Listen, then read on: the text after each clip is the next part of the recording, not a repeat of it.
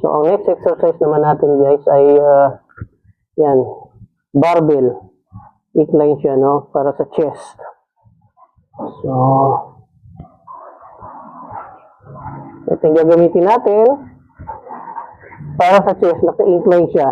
And then, siguro kukuha tayo ng 12 muna. 12 repetition na 3 set. Tingnan natin.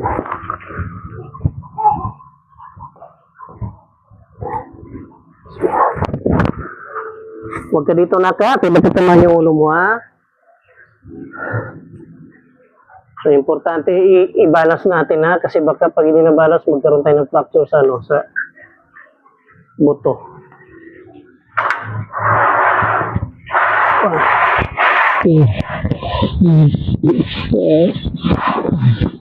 6, 7, 8,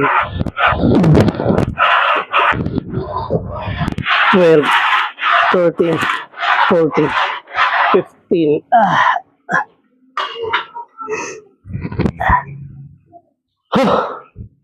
Sarap.